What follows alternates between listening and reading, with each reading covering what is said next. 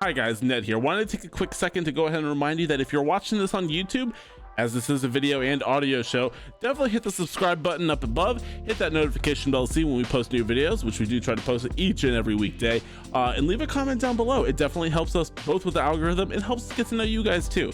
Definitely brings up for great conversation points, and who knows, you might win something out of it. Also, we are on all podcast feeds around the globe, so definitely go give us a subscribe on your favorite one. Leave a review. Definitely helps us get more discoverability, helps people see and find the Lost Boys to come meet us and have new friends. Now, on with the show. Ladies and gentlemen, welcome to a very special episode of, I guess, the Lost Boys, which is where this is going to get posted at first. I'm joined by Flip. Flip, how's it going, dude? What is up? It's fucking going well. I mean, it's been a while since we've recorded, but It has. we've also been busy with like playing video games. Very busy playing video games. Yeah, True. like Resident Evil for the most part. So I guess we should preamble this a little bit. Brun is still taking a bit of a leave from all content creation. So, and I don't know about you, Flip, but I know for me personally, it feels weird kind of recording the Lost Boys while we've completely missed one for a couple weeks. Yeah, just no, because, I know. You know, It feels weird. it does. It feels really weird. I mean, one, we're missing a Lost Boy. Two, it's been so long. We had to get back into that like groove. Yep. You know.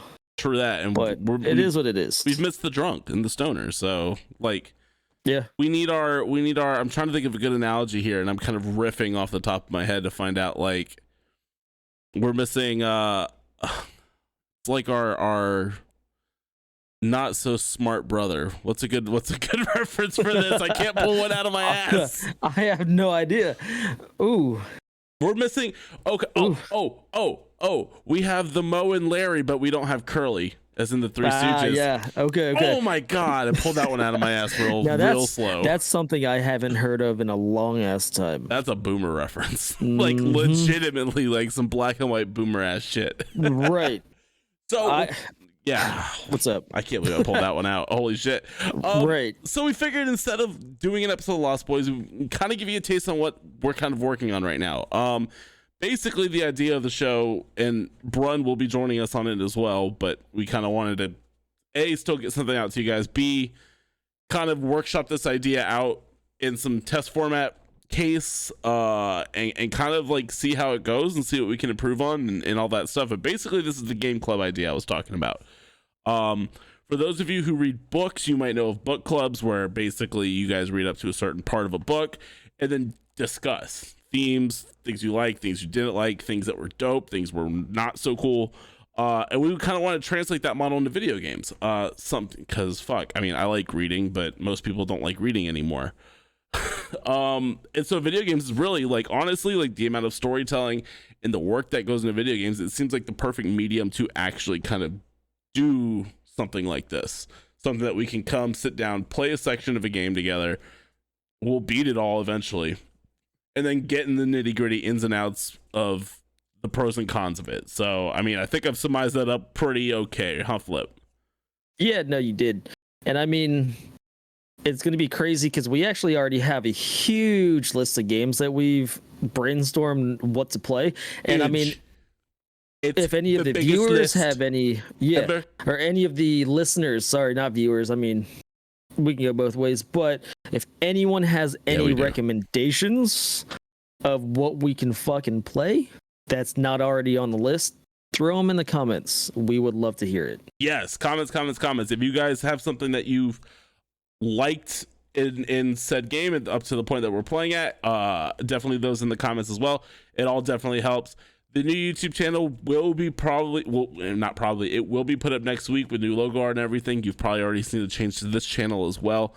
Still a lot of work in the rebranding and process. Got some stuff coming down the works that we got to get done. But basically, I mean, we're workshopping names right now, and what I've kind of settled on, and I don't know about you, Flip, is kind of just like call it something simple like the Game Club. Yeah, no, I mean, I'm self-explanatory. I'm down with that. I mean, we have a bunch of different ones anyway, but that's nice, straightforward, and to the point for the most part. So we have that. And I mean, we could also do a poll on it too. Yes. Eventually, somewhere, either on because I know we've talked about going back to Twitch. Maybe we can get those guys to, put their 2 cents in on it too. Yeah, for sure. So we're kind of really giving you a behind the scenes look at how we've kind of planned this whole thing. I mean, really, the idea kind of popped in my head when I was throwing away a bunch of metal outside on a forklift, and I DM'd Flip and I said, "Hey, what do you think about this?" And he wrote back pretty quick. He's like, "I'm down. Let's do it." Well, yeah, because I mean, the night before, because we both started Resident Evil 8 around the same time, so both of us were just throwing our thoughts at each other when we were playing it. So yep. I guess that's how you started thinking about it, really. No, it's true, man. And the things that we were kind of just firing, I was like, oh, this would be just really good conversation. And then I talked to Brun about it. And he's like, I'm so fucking down. You don't even realize how down I am. So unfortunately, like I said, he's kind of not here this week. But we wish him all the best. We wish him all the love. He is truly missed. Go find him over at Brunstad over on Twitch, also on Twitter and YouTube as well. I know he's working on some cool YouTube stuff right now too, so I don't want to spoil it, but it's a pretty fucking cool idea. It's a cool, I mean, shit, he hasn't even shown us any of it. I know. Mean, then again, he literally just got back the other night, but I wish he had spoiled a little bit for us, Be nice. Show his true friendship. Yeah, besides the picture of the fucking antelope you said? Yeah, something like that. It's kind of like showing your best friend your wiener. It really just brings you closer together. Yeah. So so I guess for this game club, I mean, we kind of hinted at it earlier. We started playing Resident Evil 8, but it felt weird to hop in, for me personally, to hop right into 8. Without obviously trying to dissect and work out the precursor that is Resident Evil 7 in this case, right? And what was nice is the fact that I actually never played Resident Evil 7, which blew me away, dude. Right. I mean, I jumped straight into Resident Evil 8, and then I was like, fuck it, I'll just play Resident Evil 7. So I literally finished that, Sunday morning or something like that? So I can't tell you how excited I am to actually get that perspective on it, because as somebody who played 7, spoilers, I have problems with 7, but I really enjoyed 7 as a whole. I mean, I'll tell you, I had my issues playing 7, for sure. We'll touch it, but hearing somebody that went from 8 and then back to 7, I think is actually going to be a really weird take, seeing as how 8 kind of is the follow-up to 7 in almost every possible way. For this episode, we are going to be talking just up to the Margarette fight, so the second actual boss fight, I guess you would call, of the game. Insect Paradise, as I like to call it. And then the next episode, we're going to be basically going through the entire back half. So if you guys have anything that you want to put in the comments about Resident Evil 7, your thoughts, what you liked, what you didn't like, cool parts, bad parts, dumb parts, awesome parts, leave them in the comments down below. I will be polling those, and we will be reading them on the next episode as well. And we'll kind of be doing that for every single one. So I'll kind of put a poll up, or I'll kind of put when we post the video, put your comments down there. We're probably going to get a Twitter page together as well, so we can start gathering comments not Twitter, Discord page as well, so we can start aggregating those comments in there as well. Also, just a cool way of connecting and see, what's all happening on that. So, more on that next episode. I'll have all that set up and kind of running down the track. But I guess we should hop into it. Resident Evil 7, it was, I would say, probably one of the coolest announcements I had seen in a long time for a Resident Evil game, with the playable demo that appeared at E3. I don't know. I mean, you didn't even play 7, so I don't think you'd even remember that. No, I do remember it vaguely, just because when they announced the fact that it was going to be Resident Evil 7 and it was supposed to be, it's a first-person game, whereas all the other Resident Evils in the past have always been third-person shooters. So I do remember when they announced the fact that it was going to be like that. It was interesting to me. And the last Resident Evil game that I really played was Resident Evil 5. So, oh man, Yeah, I never played 6. I told you that. So. I think those are on the list too. We're not gonna do those right now because fuck, my body can't take it right now. Yeah, but those are fucking those are pieces of media that right. I don't know if should be allowed to be made, but you know. But no,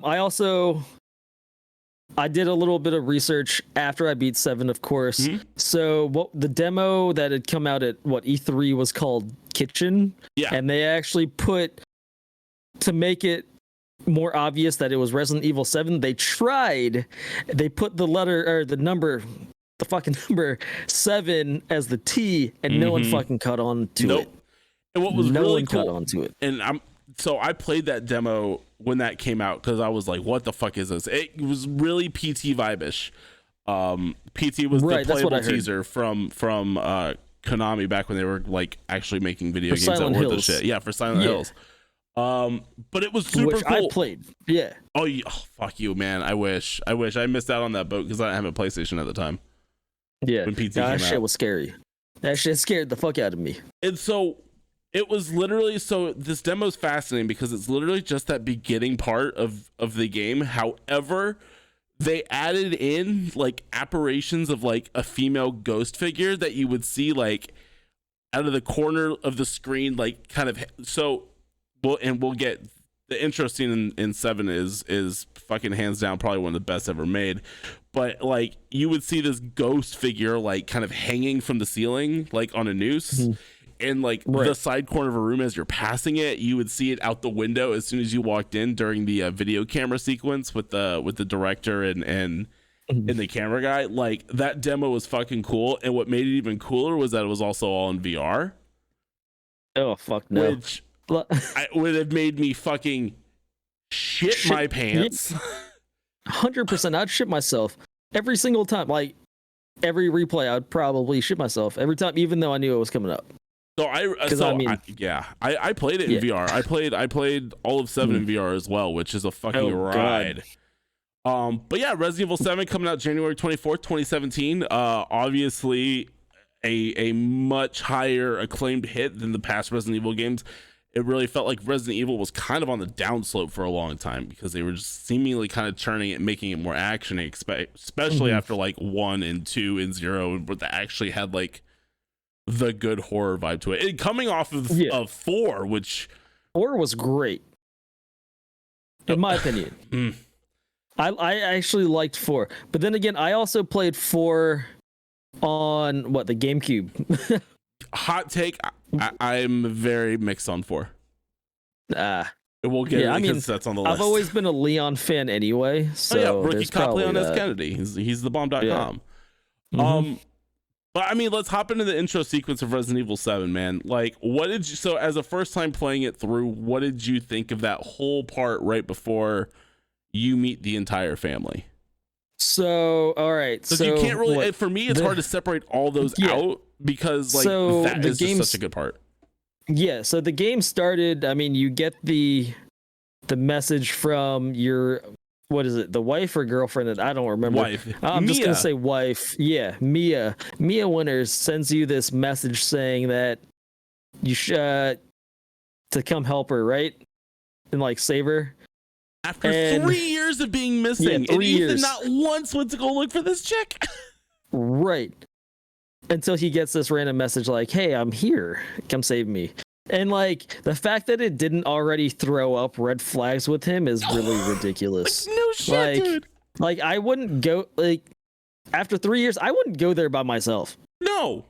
I'd be like, yo, Ned, can you come with me, please? So I'm playing this with my wife because she had never played it either. So like I'm always curious to see what she thinks because she likes video games, but she's weird with her choices.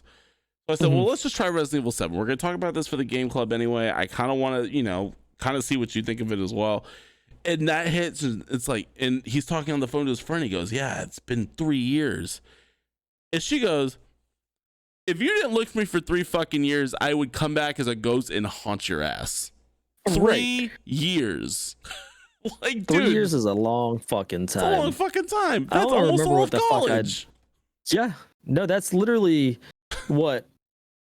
3 years of high school, 3 years of college. Dude, you can fucking have graduated, dropped out by then. Exactly. So anyway, yeah, no. Continue.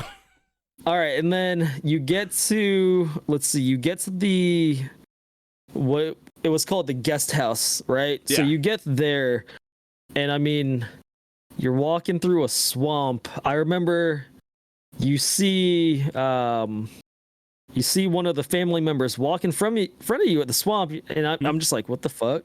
Yep, you see And John then, walking, and he just walks like just off screen, and it's right, like and you're like, harrowing. fuck. You're like, all right, I guess I have to go that way. Interesting. So, and then you get to the house. I mean, the door's unlocked. That's You're just also like, real quick. That's also right after you crawl underneath the fucking wreath of horse legs. yeah. Because that's not a fucking sign. You see the dead horse, and you see the birds all like eating that shit, and then you crawl under this fucking like you said, a wreath of just horse legs in like a circle and everything, and you have to crawl under it. You're like, this isn't weird. Ethan's all like, right. let's fucking go. Yeah. And I'm just like, all right, okay. You get to the house, it's fucking dark as shit. You're like, I need a flashlight. And then you hear the door slam behind you and lock. You're like, well, fuck. How does... Okay. You've seen a door before, right? Yeah. Of course. How do you... Everyone has. An outside door. How do you lock it from the outside and you can't unlock it inside? Beats me. I'd be like, dude, like, love you, Mia. I am fucking outie. Well, and what's even crazier is like all the windows are like still pretty, like they're shining light through them. So it should have been brighter in that house than it actually was. A little bit. Especially like it was still daylight outside when you went into the house, and then all of a sudden it's like dark.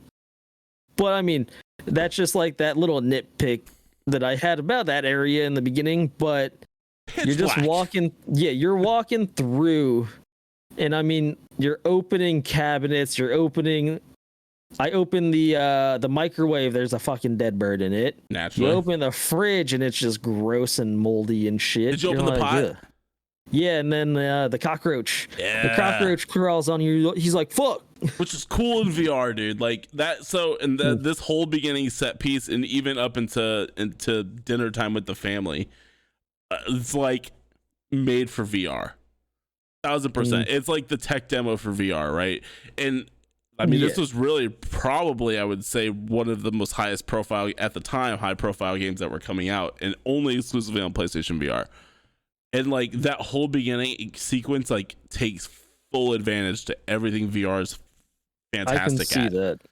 No, yeah, I can see that. But then, honestly, I see it kind of going downhill after that. Yeah, at least it turns into a video game. Yeah, but no, I just remember walking through the house. I'm like, okay, it's the typical Resident Evil style, like finding items, placing those items in certain locations. So. And of course, we have to talk about the sound design real quick, though, because I think that's what I think, and especially in this intro scene, the whole and it goes throughout the entire game.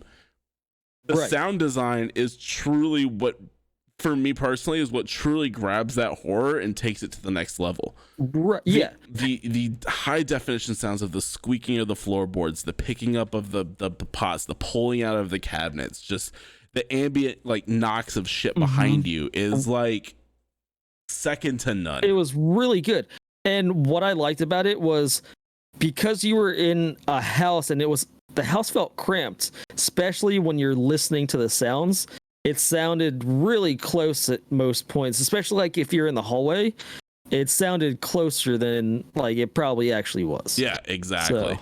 So. What did you think? And this was another thing that was like super weird but super cool at the time, and kind of caught a lot of people off guard when the demo first came out, is the videotape sequence, that actually being able to play out what's going on in the videotape. What did you think about all that? Because that was fucking cool. So I liked that, and it was, so I don't know if you had the same experience or like did the same experience that I did, but for me, I didn't actually realize that I had to play.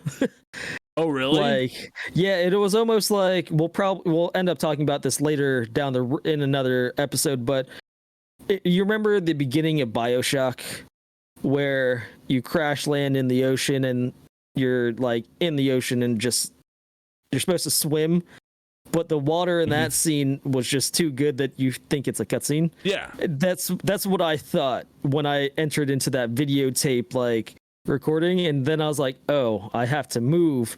So I'm looking around, and I found a lockpick on the ground, right? Yeah. And I ended up going through that scene. I unlocked something, and then after the video part, I went back to that spot, and it was unlocked because I unlocked it in that scene, which I found really cool. Yep. So that was interesting to me. Awesome. Yeah. And so in that one, it's interesting how they kind of keep coming up with recurring characters in the actual video series, right? You have Andre, you have Peter, and you have you playing as Clancy, the new camera guy. Yeah. And even it comes up later, right? Like there's a couple of recurring Clancy scenes where you see him interacting with the family, which is like fucking awesome. Yeah. No. Filming their episode of Sewer Gators. But yeah, no, so what was it? When you finish the video scene, and then where do we go? We open the secret passage, right? Mm-hmm. So that's when I think I got my first jump scare around that point too. Oh, when you're in the water and then the dude's body just pops up. Yeah, that actually did get me. Yeah, you see Andre, like, the producer's body pop up because that's the one that you found on the pipe in the video. Yeah, and that got me. That got me. So I was just like whistling. I was walking through. I'm like, all right, because I'm looking down. Because I was like, oh, those look like legs, but they weren't legs. They were the shelves. I'm like, okay, never mind, they're shelves. So I just keep walking. I'm like, and then it pops up. I'm like, oh, body fuck. just comes up. Yeah. Oh my god, and it's such a good dead body too. Oh my god. Yeah, and I mean the sound hit me too at that point because the music kind of started up, if I remember correctly. So and then you go through and you find Mia locked in a cage. Yeah, and then you're already just kind of confused. You're like, wait, you're locked up. How would you fucking send me a message? Like, no, yet still no red flag. Like, in the horror is completely predicated off the fact of somebody making just a series of garbage choices. Should he have gone after 3 years? Big red flag, right? Stranger danger. Mm-hmm. Should you have crawled underneath the wreath of horse legs? Probably not. No. Doesn't seem like a good idea. Would you follow the creepy man who basically walked into a mountainside wall, into a house that's pitch black, with rotten food, birds in the microwave, like so many. Right. And you then watch the video with a dude who gets impaled on a pipe with his face. And then you decide to go downstairs. And you go down the path. Like, yep. Ethan. Oh, my God. Ethan. He makes really bad life choices. All he does is make bad life choices. Starting off with Mia and her creepy ass teeth. Yeah. So, yeah. So really you get to Mia. You start talking to her. She's like, wait, Ethan, what the fuck are you doing here? And then what made me laugh, she's like, oh no, daddy's coming. I'm like, bitch, who's your daddy? I should be your daddy. Come on. like what the fuck is going on? Like that would have raised a red flag with me. I'm like, who the fuck are you calling daddy? First off, your dad is somewhere else, and like sexually you should be calling me daddy. Yeah, baby. Like, come on. And then she's like, we gotta escape. I'm like, okay, well, let's go. So she leads you down, you go up the stairs, and then you get to a certain point, and then all of a sudden she gets abducted, and then you're like, where the fuck does she go? You go up the stairs. You go up the stairs, you go to the other side of the hallway, you hear the knocking. You hear the knocking, and you're like, well, that's weird. And then you decide to go back down in the basement. Going back down. and it's pitch black at that point, and all of a sudden you see something crawling up at you like it's a fucking ring. Yes, thank you. It total Ring Girl vibes, dude. Yep. I was just like, even we got to this point, the wife, and she's like, I don't think I can play this anymore. And then she fucking dipped. Yeah, no, I was like, well, this is creepy. Like, I had to, like, because I wasn't expecting that to happen, I had to, like, pause for a second. I'm like, fuck, that got me. It scared me. I'm like, because I'm a really big bitch when it comes to horror games anyway. Like, I can do horror movies and shit, but, like, actually being invested in a game with, like you said, good audio, and, like, you're literally just streamlined on the game at that point. High budget horror. And in the horror space, right? Like, there's a couple of like bigger budget ones, but most of it now is in the indie scene, right? Games like Outlast and Amnesia, things that are well done and well made, but don't have like the high bar that a Capcom can provide in production value, or something like Tango Gameworks with The Evil Within, which not as good as this, but even still, like, horror's been in a weird spot where it's there's nothing big budget. So that's what I think, that's what really takes this game peak, right? Is the budget that's actually behind it, and the amount of time and effort that they take into making all that audio and all the set pieces, especially, like I said, in this very big intro scene. And this will be probably the longest talk of the whole episode, because it's just like every piece of this intro needs to be dissected, because it is it is perfectly paced. The sound design is immaculate, and it's literally like, and that's the smallest encapsulation of literally, in my opinion, like perfect horror. Yeah. It's so fucking good. So she jumps up at you on these fucking stairs, walking all Ring Girl and shit. And and then the transformation happens. Yeah. Fucking transforms in front of your face, and then she goes all fucking like Hulk on you, throws you through the fucking door, and you're just like, oh fuck, that hurt. You're and just then like, where the stabbing fuck you did with she... a knife. Yeah. She stabs you through the fucking hand. And I mean, given a lot of adrenaline's pumping at that point, like, what the fuck is going on? But the fact that he was able to hold her off that well, and then hit her with the hatchet. Yeah. Over and over again. Hit her with a hatchet. You're just like, shit, is she... I think I just killed my wife. What the fuck was the point of coming here and saving her? Well, because she turns back too, right when you hit the right when you hit the hatchet in the neck. She's like... She goes, Ethan, and like, dies. It looks like her again. It's like fucking really cool. It really makes you have that gut check too, and then you fucking walk away, and then to answer the phone, you come back. All you see is the fucking hatchet on the floor. You're like, well, let me grab this hatchet just in case. And the blood trail just going away. Yeah. And then you start walking because you're like, shit, I need to get out of here. She comes out of fucking nowhere with a goddamn screwdriver and pins you to the fucking wall. And I'm just like, well, that shouldn't be too hard to like take out. But then I remembered, like, both hands have been stabbed Homie at that point. So I'm just watching. I'm watching him like try to take it out, and he's like slipping because of all the blood that's in this hand, while this hand's fucking pinned. I'm like, why the fuck can't you take it out? And then I remembered. I'm like, oh, well, shit. And then she comes out with a goddamn chainsaw. Oh my god. And then at the last second, you get the fucking screwdriver out, and then you fucking decide to block the chainsaw with your arm. With your arm. So fucking good. Just the fact that you lose, the fact that after the knife, you're like, man, that's fucking brutal. Like, how can it get worse? And then fucking Capcom goes, no, fuck you. We're taking the hand. You're just like, wait, how the fuck is he gonna try to fight everything off the rest of this game? With a stump, and the blood spurting out of it still, like.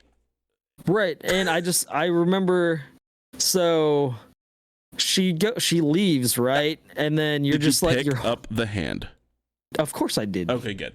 Of course I did. Yeah, no, you're just holding here, right? Like, no, no fucking hand, right?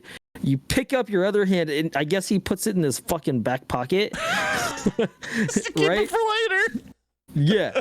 So, like, you do that and everything, and then from there, you're just like, fuck, I need to get out of here. So, what, you grab the thing to power up the attic stairs and shit. Yeah, you grab the fuse, go upstairs, you find a gun, and you're just like, well, shit. All right, time to play. He's gonna have to do like this fucking bullshit. And he braces it off of his stump. Yeah, which is probably throbbing at that point, you know. But that attention to detail is just so like that's what makes it fucking good. What's even better is when he was reloading the gun. Oh my god! And he slaps the magazine with the stump. Oh, yeah, dude. He's just like, like, you know, like, okay. it's a video game, right? Like half the time, like you think about Half-Life or Fear or something like that, and you're just you hold the sidearm just like this, one armed. Which if you shot one-handed, one-armed, it's hard. Your hand flies back, right? But the fact that he's bracing it against his bleeding stump, that just stops bleeding when you pour the water on it. Right. Like if I had my gun on, it's in the safe. But if I had my gun, I'd show you. It'd be literally this shit, like the whole time. Right. Oh, but man. No, you get upstairs, you get the gun, and you're just like, fuck, I'm gonna have to fight someone here soon. And you're just like, you're going through doors like, okay, no one's in here, and you just find ammo and everything. There's a lot of ammo in the attic. Yeah, there's way too much. And like later on down the line, I mean, we'll talk about this when we get there, but there's a lot of ammo in like certain rooms. You're like, why the fuck? Yeah. But yeah, no. So you're in the attic, you get all the ammo, and you're like, all right, where the fuck's she at? Where do I get out? Yeah. You see the ladder, and all of a sudden you just hear the chainsaw going like, oh shit. She bursts through the window and kicks you over. I actually died the first time because I'm like, I didn't realize that I had to physically get him up myself. Yeah. Oh, really? And she's just, yeah. Oh, so like she's just like hitting me with the chainsaw. I'm like, why isn't this motherfucker getting up? And then I died. I'm like, let me see if I have to get up. And second try, I did it. So I didn't realize that she actually knocked. So every time that I've done that, and even the first time, right, I start climbing up the ladder, I hear the chainsaw, and my first reaction, right, is to climb back down. I climb back down the ladder, and I back up, and I look around to see where she's at because I expect her to come from the top. And then once you know, right, you just touch the ladder, you climb up, you climb back down. But yeah, that first time I was like, nah, because I know I'm gonna have to fight this. And so you climb back down again, and then you just get ready for that fight, and you shoot your wife in the head no less than probably 8 to 15 times. Right. But yeah, no. So if you don't climb down like you did, you get knocked over and you're on your back, and you have to get up. Well, you know. So yeah, if you don't get up, she's going to be attacking the fuck out of you. Well. But yeah, no. Luckily enough, I killed her in that. Well, yeah, I shot her enough times in that room to the point where she just fell over, and I'm like, all right, where the fuck do I go? And I'm standing there, and all of a sudden I get fucking jump scared again by Jack. Welcome He's to like, the family, welcome to the family, son. And knocks you the fuck out. And then, yeah. Fade to black. Literally, like I've been saying, one of the best intro sequences of all time to a fucking video game. It's the pacing of it's immaculate. And then you wake up, and you're sitting at this fucking dinner table. Wait, no. Before that, you're waking up as your hand is getting stapled back onto your fucking arm. I forgot the staples. Yeah. I forgot the staples. They're literally stapling your hand to your arm, and the fact that it still works, the miracle confuses me. Miracle water, right? Did they even? I don't remember them pouring miracle water at this point. There was miracle water numerous times. Well, yeah. Pour it on the stump, it stops bleeding, you're fine. Right. Yeah, they just staple your hand back on and put the watch on, which is dope as shit. Yeah. And then, then you wake up strapped to a chair, ready to get fucked by an entire family of psychos, pretty much. We got grandma to your left. We got fucking douchebag looking, what's his name, Lucas, in front of you. We got Marguerite and Jack all right there. And Jack's like, eat up, son. At first, I thought he was going to do the stupid, like, here comes the airplane type shit, because it just seemed like he would do that, you know? No, he shoves a knife in your mouth and pries it open. Yeah. And at that point, I'm like, is he about to make me the Joker? Is he going to put a permanent smile on my face? Right? You know?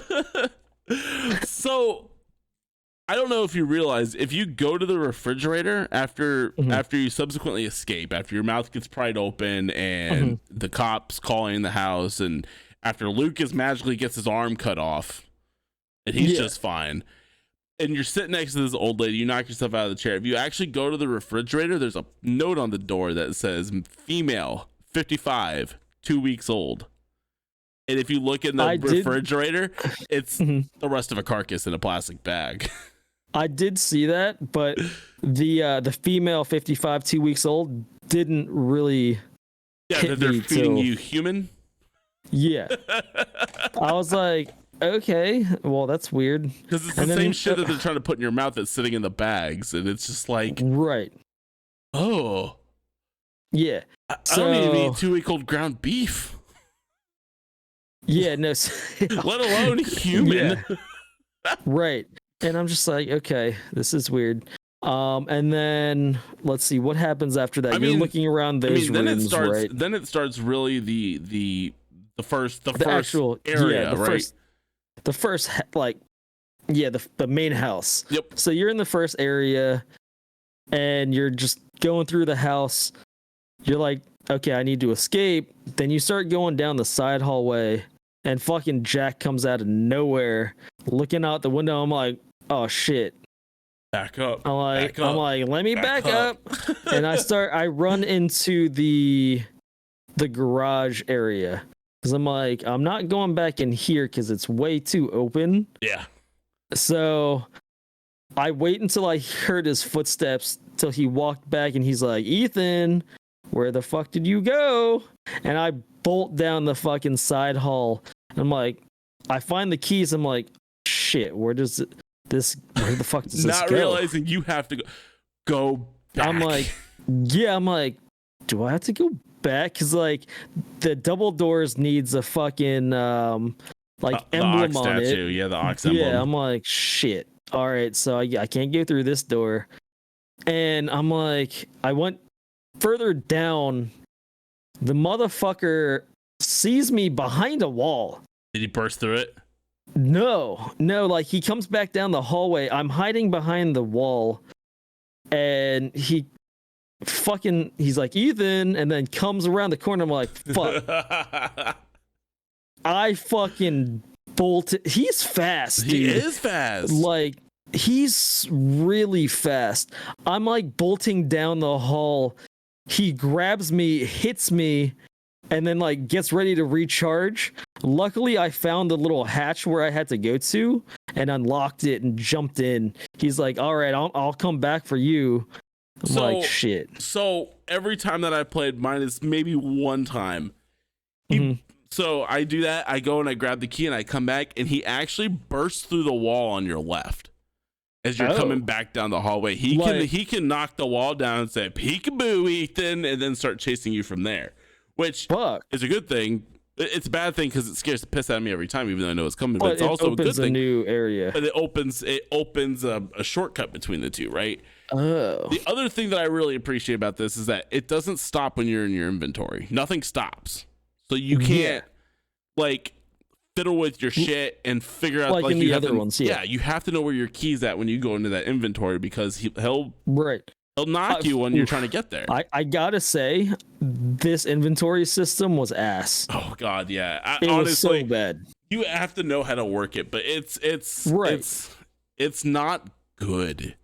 It was probably the one thing I hated the most out of this entire game. I will say I do appreciate the fact that time doesn't stop, though. I wish that kind of carried over through all the series, really, because it really gives you that sense of tension. Like, you really have to pick your time when you're going to do your inventory, either when you're not fighting or when you know you have a free like 2 seconds to fucking go click. Because once you, I mean, I don't know about you, but once I started doing it a lot, yeah, you really start to like get the good clicking going down and figuring out where everything goes, right? But the inventory is also really small. Yeah, no, it was way too small in my opinion, especially in the beginning. But I mean, luckily enough, like I was crafting was a lot easier in this game, compared to like all the past games where at least you can tab over. And it has the recipe, right, and you can just hit. All right, I'm making this. You don't have to know that you have to mix a red and a green herb together to make a red green herb combo. Yeah, which I do miss having those. I mean, what was it? It was herb and then I guess like a saline pack, chem fluid. Yeah, you had chem fluid. And you had the separator as well, which the separator would actually break the stuff apart. Which I never use. I think I still have those in my supply box. I think I used it maybe once, and it was because I really needed like a med kit, and I had no chem fluids on me, so I broke apart because I had more pistol ammo than I really knew what to do with. Yeah, I wish I could say that. And so I would split the pistol ammo and then make the first aid, right? The magic water right there.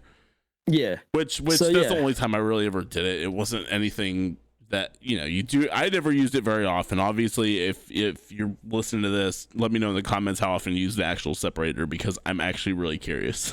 Yeah, no, I can honestly say I didn't use them at all. So, what did you think about the puzzles in the first? Like, I want to get to the garage sequence because that boss fight's interesting. But what did you think about like overall in the first house the puzzle diversity in it between the shadow object and the clock thing that you had to take the pendulum back to, the bathtub scenario and shit like that.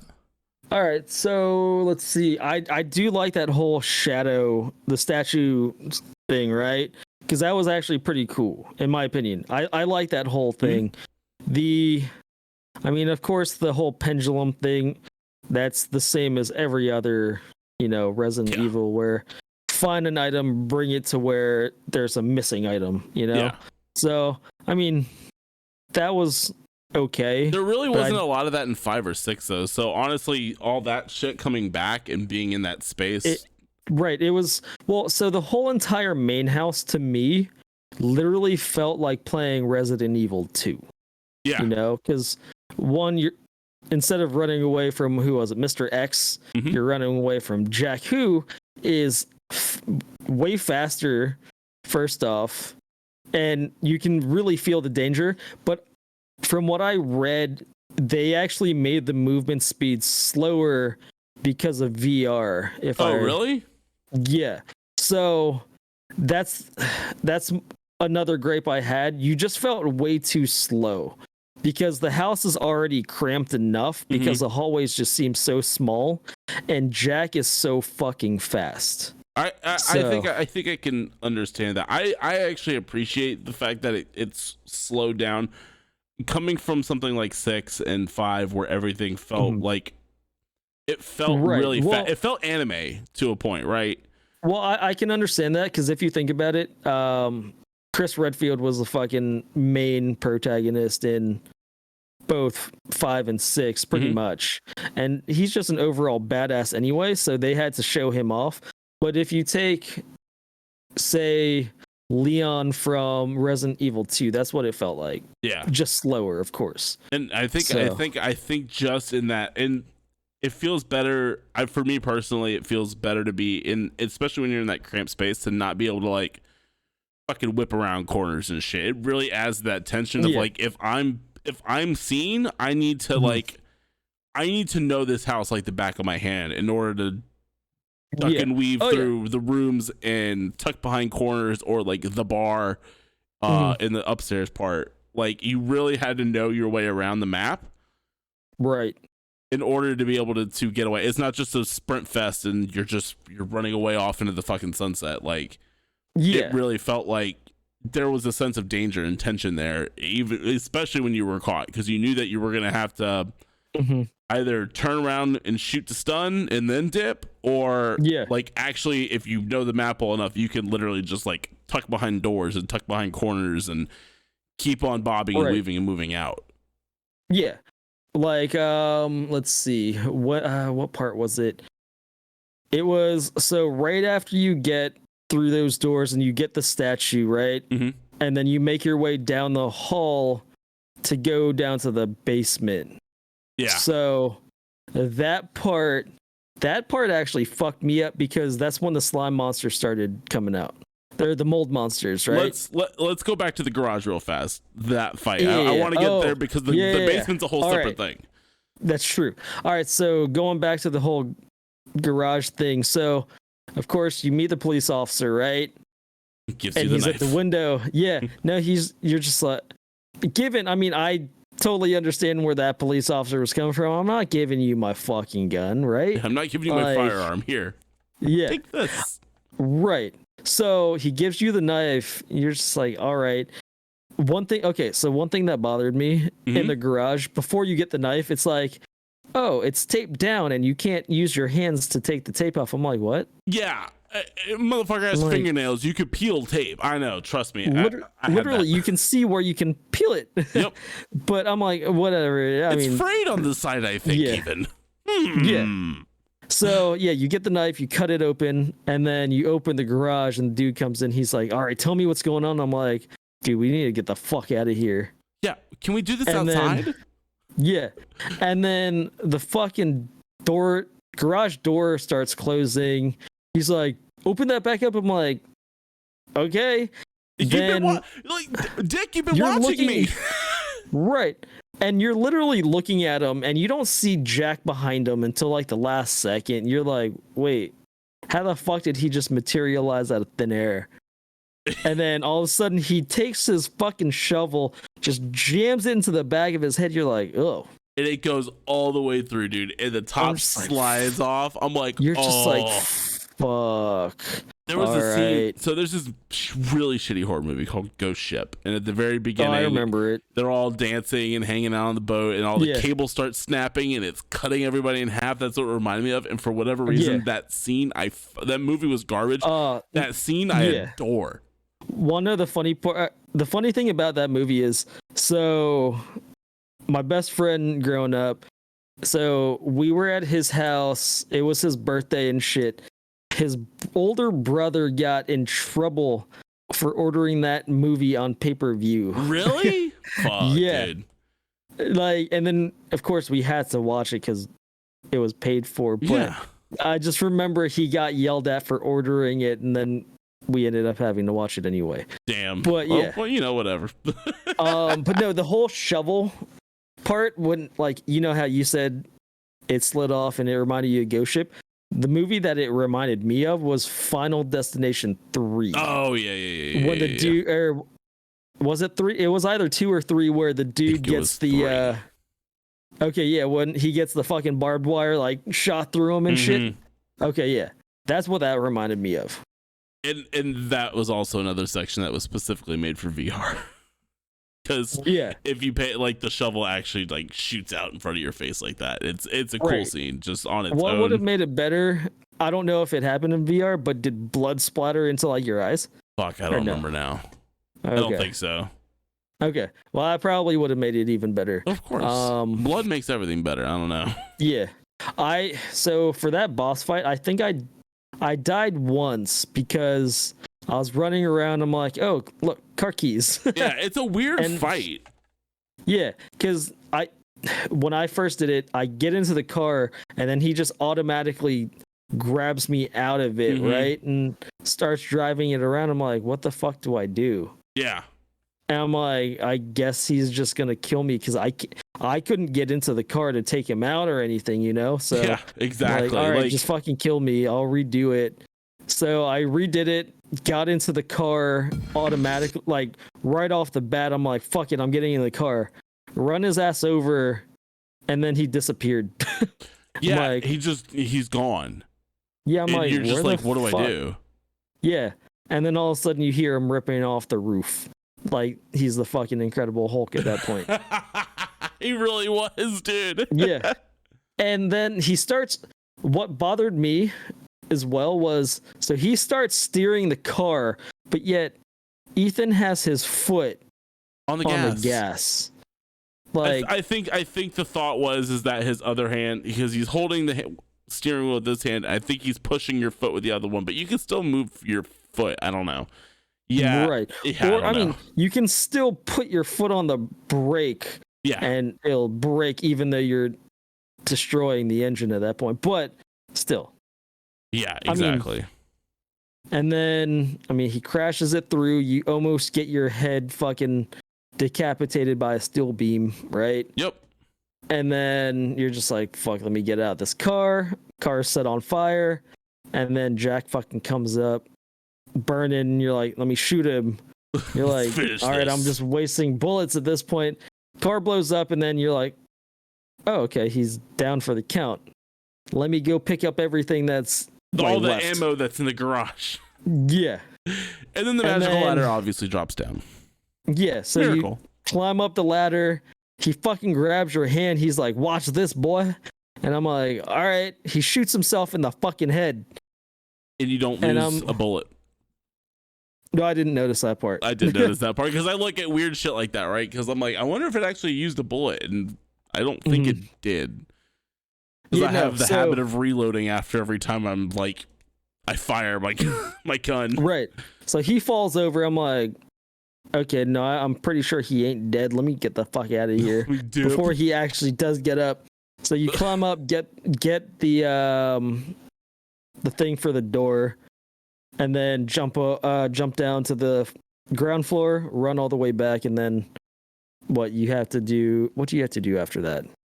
I don't remember what you pick up. That's when you go through. You pick up the when you ox go thing. through the doors. Yeah. Yeah, you pick up the ox thing and get through the first doors. Door.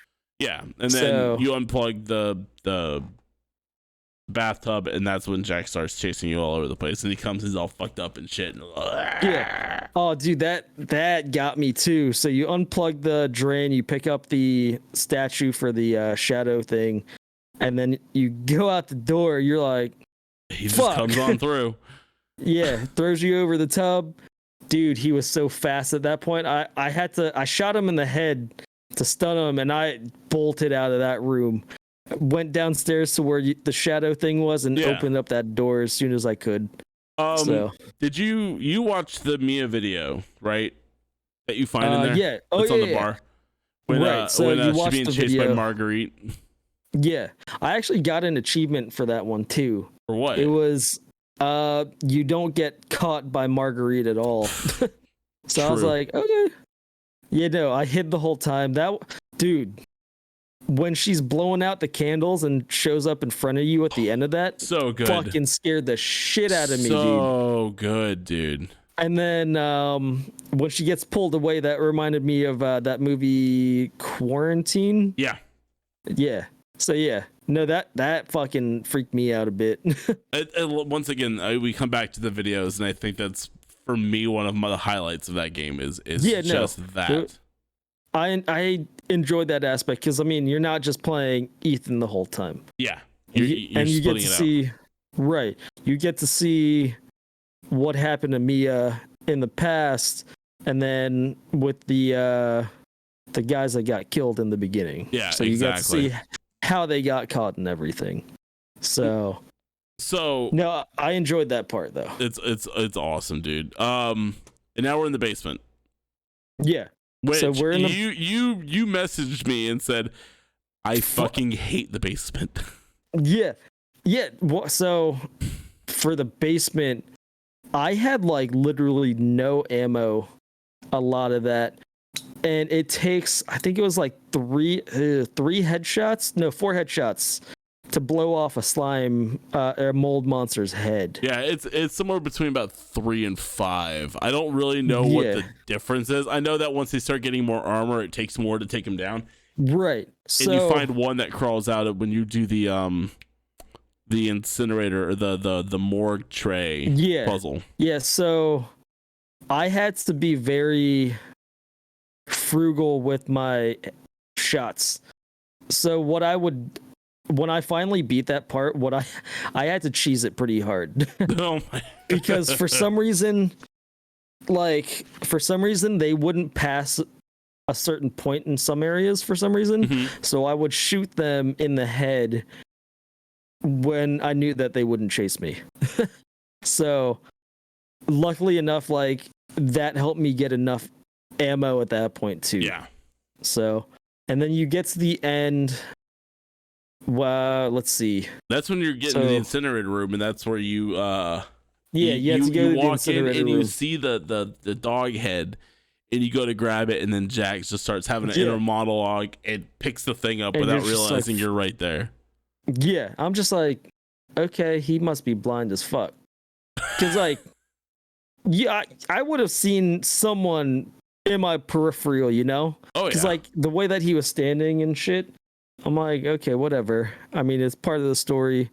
So you do that, you go down, and then it makes you stick your fucking hand down the dead body. Or no, never mind. Reverse We'll that. rewind that. Reverse that. I know. Yeah. Now you see the dude's body just hanging there. You're like, poor police officer. And you're Yep. like, all right. You go up, and for whatever reason, Ethan's dumb enough to not think that that's not a trap. Yeah. You know? It Because blows it's literally right there. It blows me away. It wrapped up in barbed wire, hanging from the fucking edge of Perfectly this. placed. Perfectly placed. Like, dude, you really haven't figured out. Like, maybe I should look behind me real quick. Mhm. You'd see him. Jack's not small. You'd see him Yeah, he's a pretty big dude. sneaking up Yeah. behind you. Right. He's not that quiet. First off, when you're in the house, you can hear him walking around. So you know like the general area he's in. Which is so good. Yeah.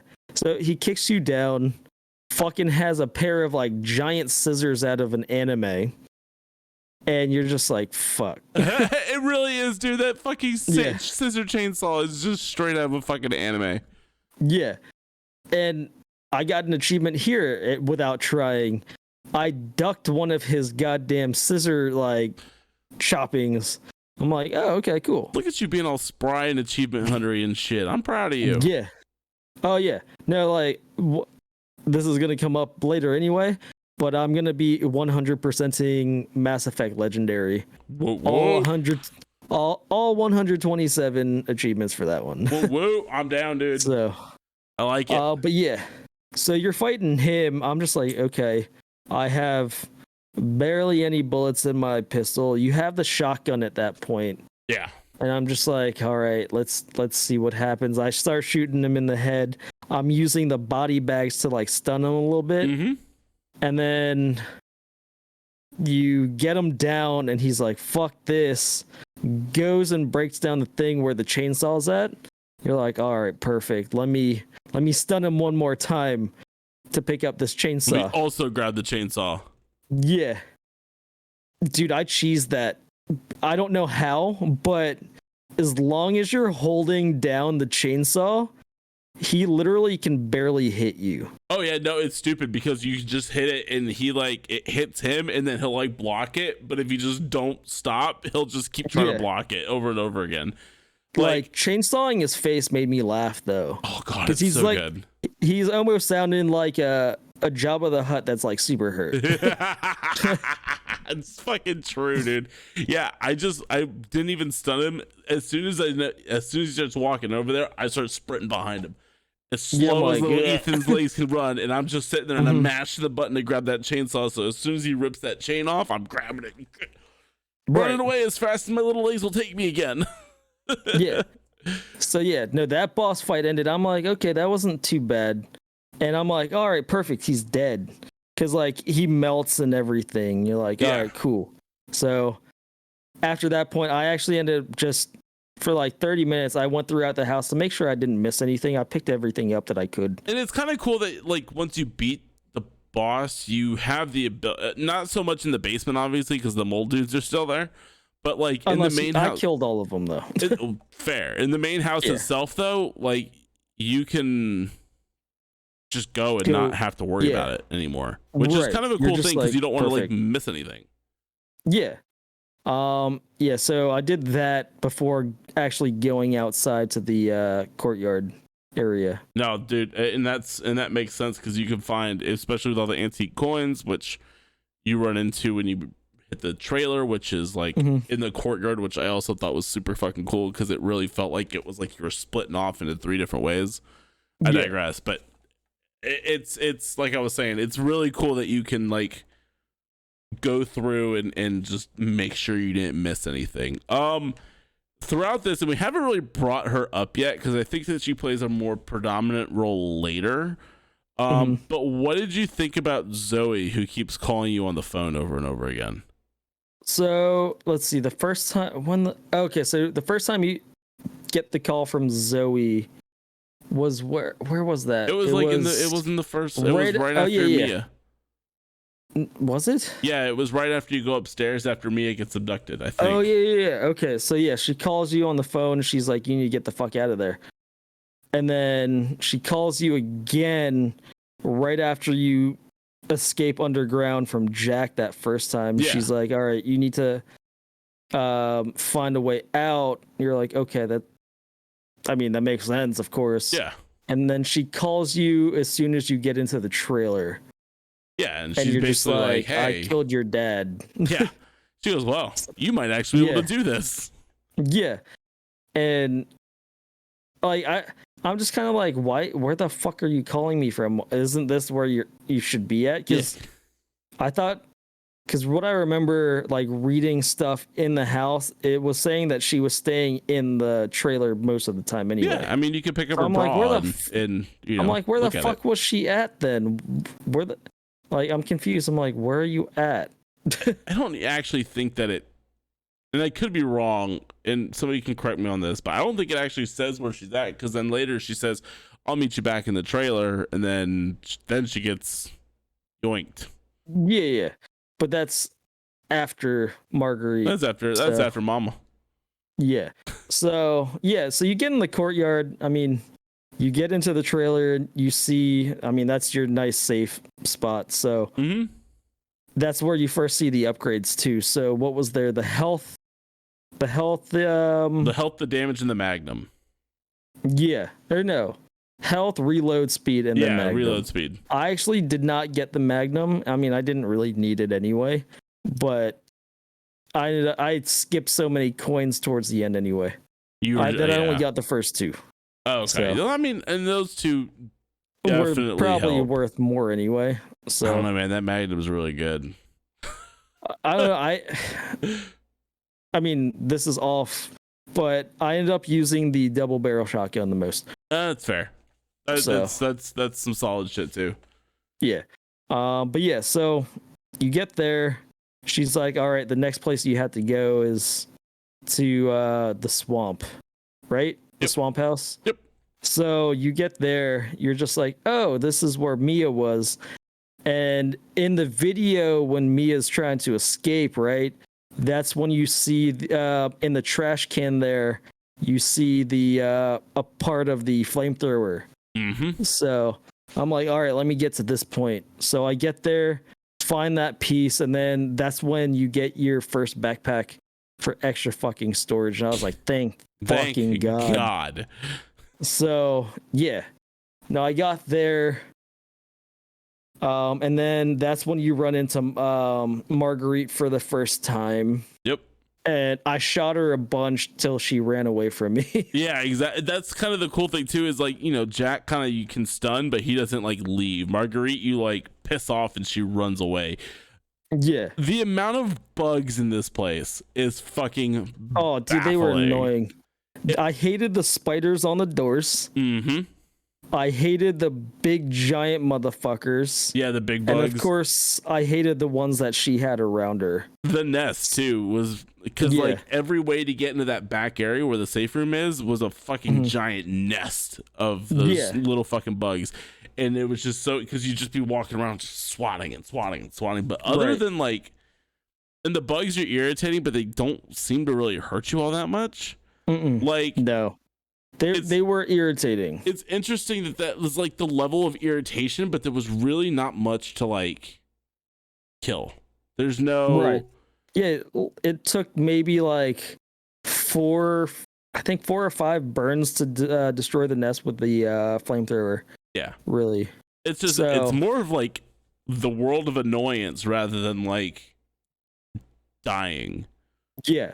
So, I mean, going through that place was pretty easy considering the fact that we've already technically been through it before. Yeah. So that wasn't bad. I mean, there were a little more areas to go to, of course, but I mean, given the first time you go through it, the bugs weren't there anyway. So you're just like, okay, I know this general area because I've been through it. Yeah, you just kind of run through it because, like, you've already seen it as Mia. So you already kind of know what you're trying to do. Yeah. And you already know how to do this, the shadow statue at that point. So yeah, that was easy. And then let's see, where does it take you from there?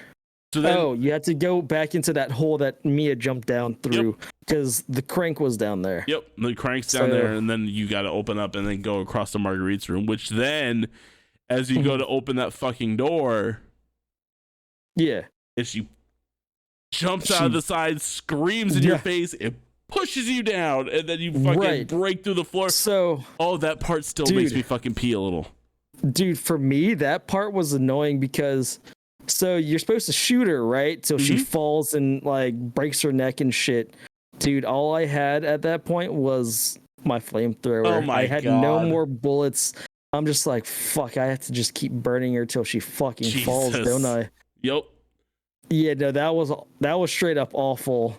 She finally fell, and I'm like, let me get the fuck up out of here and open that door. Just to get to that end of the hallway, and you're like, fuck, I need her lamp. When you realize that you have to like get baby heads and baby arms in order to make the serum, you're like, what the fuck am I getting into here? Right, you're like, well, this is... So you open up the case and I'm just like, oh shit, it's Voldemort. So I'm just like, damn, okay. Damn. I guess we have to collect Voldemort and his goddamn Horcruxes at this point. He who must not be named is also... in Resident Evil. Yeah. Fuck. Bizarre. So, and then Mia calls you. She's like, oh, I got the head. I'm like, what? She's walking around with the head. Yeah, she's like, go get the arm and then bring it back here. We'll make the serum. I'm like, perfect. All right. So you go down the hallway. You see another lamp and you're like, shit, I need to go to get that lamp. I need to get the lamp. You make your way back and you look down the hole and you're like, oh, there's a lamp. Then you see the fucking big ass arm just like reach out. You're like, shit, I'm about to fight something. And I have to go down there. Yeah. So you jump down and then you follow. You just see this big ass long leg bitch just crawling down the tunnel. You're like, God damn it. Still wearing her dress though. Yeah. I'm like, okay. With that big insect booty. Yeah. So I'm like, all right, let me follow. So I follow, go up that. I'm like, where the fuck did she go? So I go up and I'm like, oh, this leads back into the courtyard. Let me save real quick. Yeah, let me get over here and like grab all my stuff. Yeah, and then at that point, I took a break. I'm like, all right, I'll play this more tomorrow. So he's like, I can't do it right now. Yeah, I was like, I was tired at that point anyway, but I get there. I mean, next morning I start playing it again and I do the fight and I'm like, shit, what do I do? Not realizing that there's where her fucking vagina is supposed to be, there's something that you got her like big pooch you have to shoot. I'm just like, oh, well, that's because the way she's walking, she's just like, oh, shoot my fucking vagina. So yeah, it's true, and it's just like full of like bugs and maggots. Like, yeah, that boss fight is like, I don't know. It literally, it took me 3 tries. It's kind of hard because she keeps moving. It keeps freaking me out because like she keeps popping up behind me. What sucked was every time that she would be on like the ceiling, I wouldn't notice, she would jump on me and that would fuck me up. Oh yeah. It's not an easy fight if you don't know like what you're trying to do.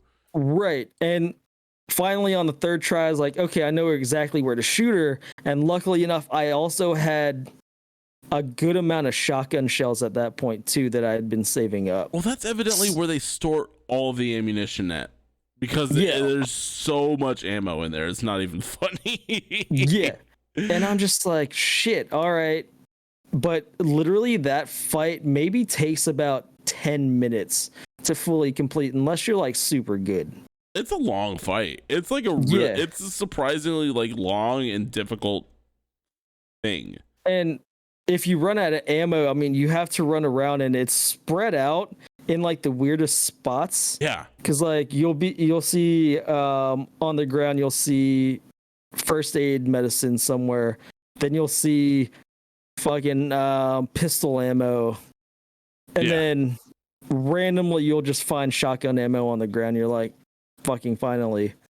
But yeah, no, you're just literally running around for 10 minutes just trying to kill this bitch. It's fucking awesome. Like it's but like it's just an exhausting fight after a while, especially if even this time I'm playing through and I'm like, holy shit, I have no ammo left. Like I have maybe 2 rounds of my pistol and my knife. That's it. Right. That's so all I've got. So I start knifing her because what else am I supposed to do? And then magically she dies. I'm like, thank God.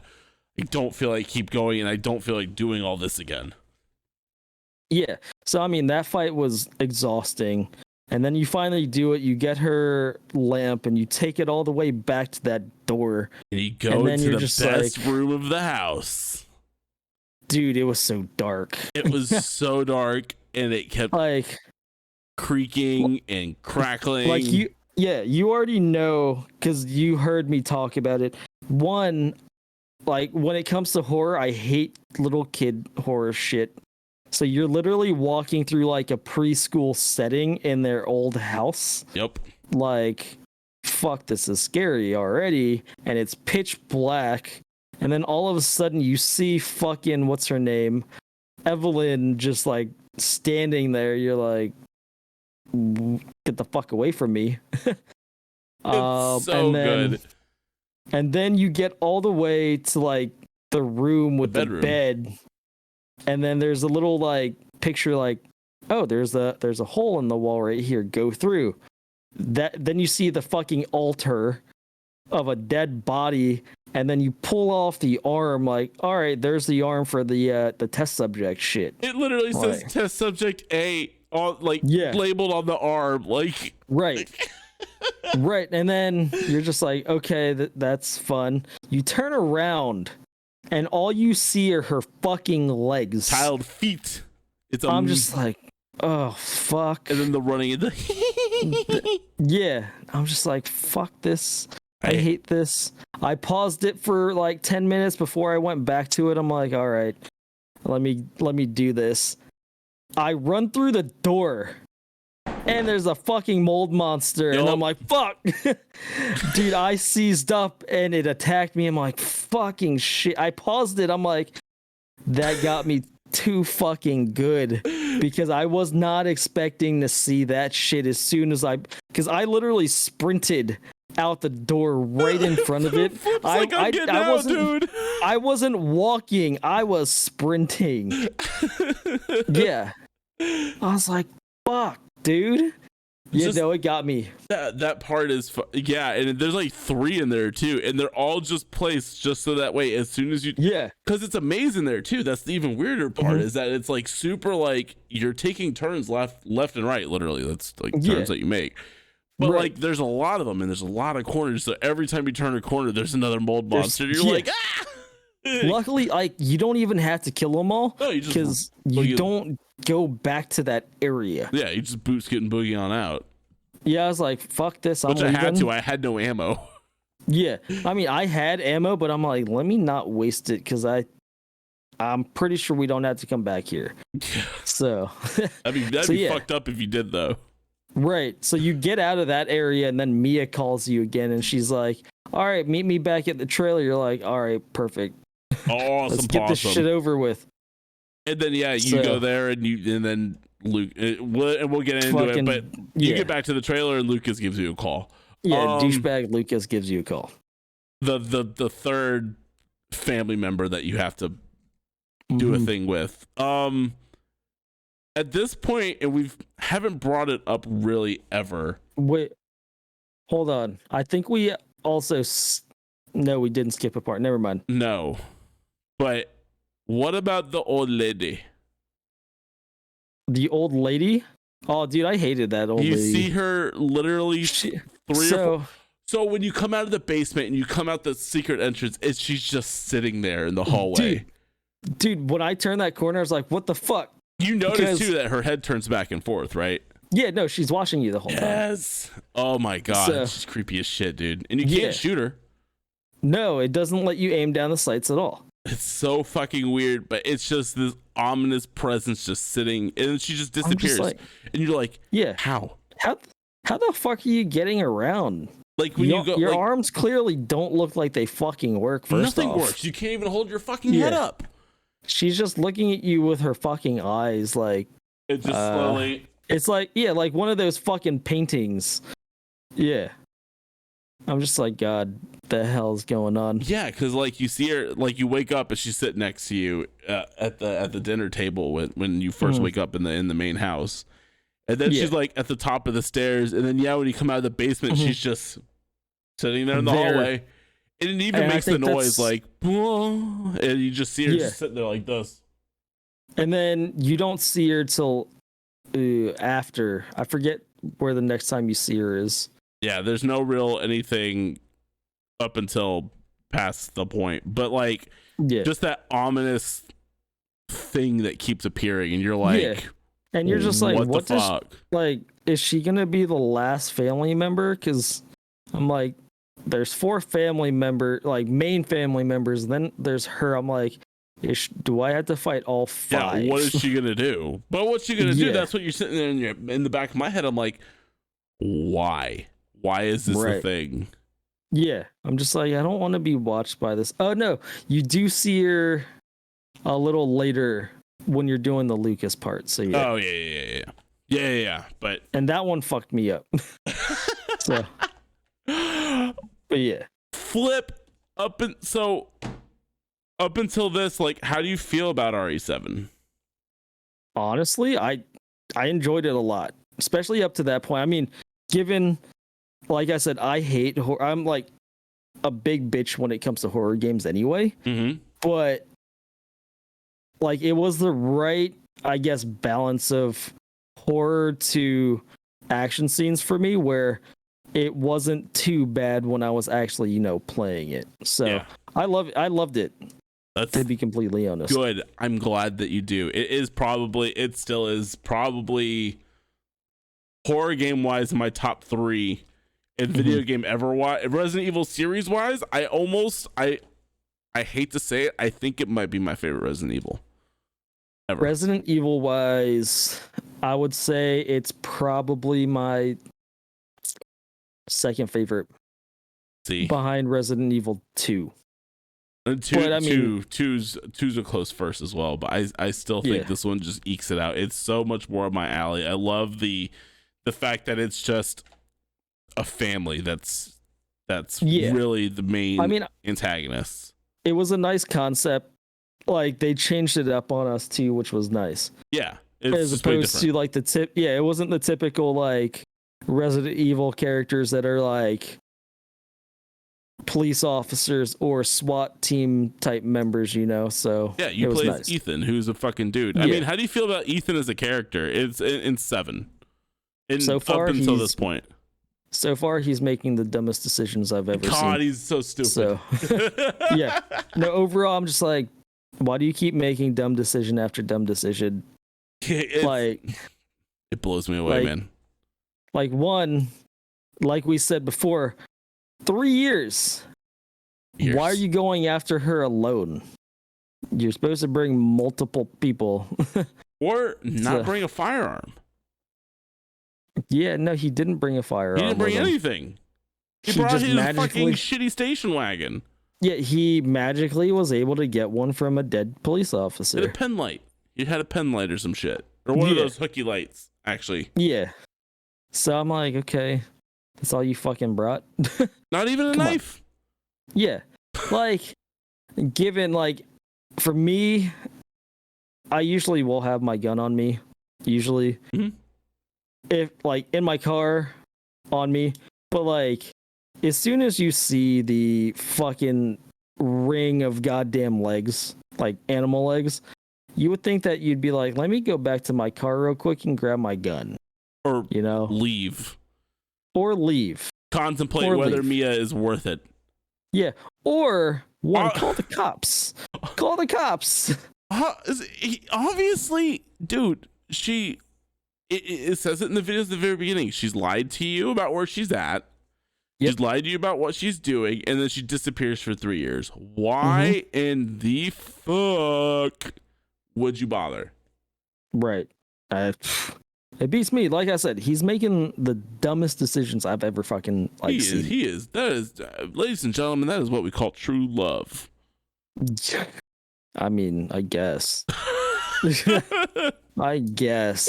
Like, true love would be going after her within the weeks that she disappeared, not 3 years. Not 3 years, exactly. Yeah. You would at least make the attempt to figure it out.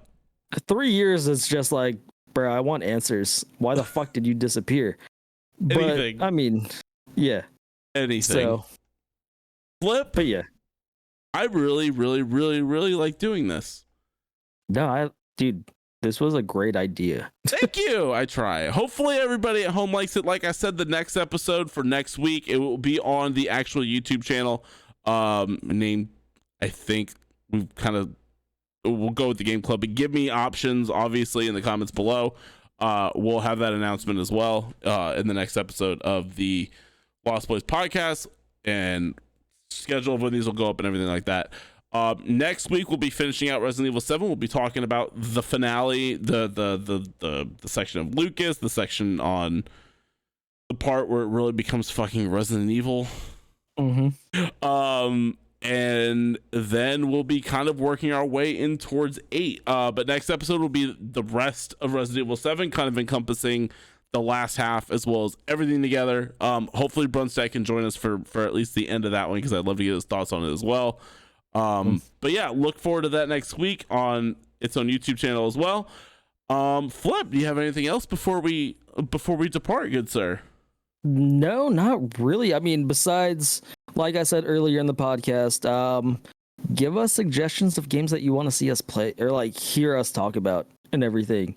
Get our feedback on it, especially games you think we've never played before, which is going to be hard because surprisingly, fucking Nedley here isn't a weeb at all, but yet he plays a lot of like JRPGs, and it fucks me up because I'm like you don't like anime, but yet you're playing all these. Look, like, come on. I'll fully admit it doesn't make sense, but god damn it if I don't love my fucking Personas and my Dragon Quests and my Final Fantasies and my Catherines and D all of the above. Yeah. But I can't just sit down and watch it. It's I don't know, it's a weird thing. I can't wait for Scarlet Nexus to come out, and that's like the next weeb thing to come out. When the fuck does that come out? I think next month or the end of this month. Oh, I know Shin Megami Tensei came out today. Oh my god, it did. I got the email for that. Yeah, no, I got the Steam email saying it's available now. I'll have to buy it. I might actually buy it on my Switch though. Yeah, no, I think no, I'll probably play it on PC. I think I lost my dock. So. Oh yeah, that's true. Well, Flip, where can people find out what you're doing, what you're up to, and all that shit? As always, you guys can find me on Twitter at twitter.com/flipfrenzy. YouTube, same thing. And when I do get back into streaming, it's going to be Flip Frenzy as well. Also, I will be opening a new YouTube channel. Oh. But I don't know exactly when that's going to be. I'll probably start filming that stuff closer to July, but I'll keep you guys updated on Twitter and probably here on the podcast and everything too. I cannot wait, good sir. Brunstad, who's not here, you can find him at Brunstad on Twitch, on Twitter, on everything else, on YouTube as well. You could find me currently at Nedley TV at everything. All that, like I keep saying, might change here soon. Still kind of workshopping ideas once convention season for the business is over. So I forgot that I had like 7 conventions that I'm like attending or doing or showing things at. So It's been fucking hella like busy, fun. dude. It's been something, Sounds man. like fun. It's a fun time talking to people, man. But you working all weekend, just talking to people is it's a fucking chore, man. Dude, trust me. Yesterday at work, I had 20 interviews that I had to do. Jesus, back to back. That's a lot of fucking interviews.